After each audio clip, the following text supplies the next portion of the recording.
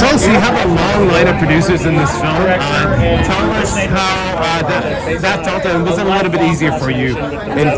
You had a long line of producers in this film. Was it a lot more easier for you to work with the team? Actually, we had an amazing team. I mean, I think part of the struggle is documentary making is not easy. It takes a village. It really does. And so, we started about 4 years ago building support for the film. And the beauty is everyone at the very beginning really saw the vision for the film. And the people who supported us very early on, we are so grateful for, because there's a lot of elements to this film that we needed a lot of people's trust, and all along the way we just continued to build on that, and every stage new partners came on board and supported us more, and we're so grateful we're here now. What do you hope the audience would take away from this film when they come see it? We hope that this film can just kind of remind people that there are things in culture and older versions of movies and art and entertainment and ideas that have aged and have changed. And this is a nice way through this film and the kind of interaction in the film between different people with different opinions and different viewpoints and different feelings that you can actually kind of come together and grow from something without canceling entirely. It actually provides a bit of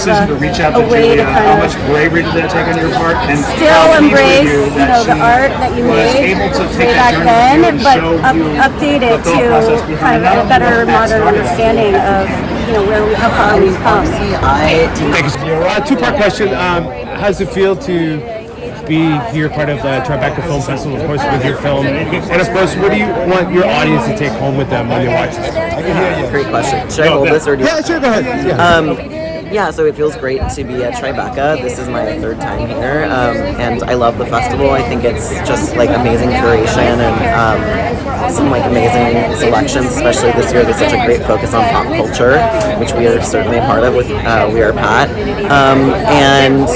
I really want the audience to take away that basically if you have a question about something, that you can have a conversation with people about it, and that we don't necessarily have to be as combative or sort of canceling of each other. Like, we can have discussions that are uncomfortable across differences, and I think that, like, what's so amazing about this was that I had a question, something, was hurtful to me. I reached out to Julia. She was willing to have a conversation, and then we sort of analyzed it together, and I think in another person might have said, like, I don't want to have this conversation at all, or if I were a different person, I might have just said, like, fuck Julia online or whatever. There's many ways that you could have gone about it, but I think having a conversation is really, is really meaningful. So I think that's one thing, and then the other thing, which, I don't even really feel the need to say, is just like, is just like a big shout out for trans rights right now. We're in a horrible political moment, and I think that this film hopefully shows,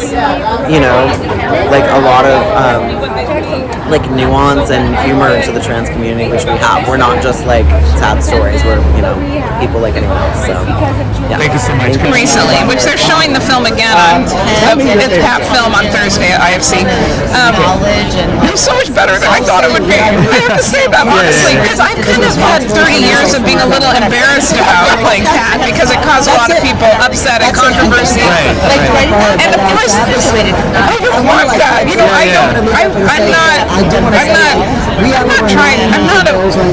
I'm not trying to stand up to things I think are wrong, but that's not something I thought was wrong. So like, it was misinterpreted in my mind, but it was also for my own naivete, so I was partly culpable.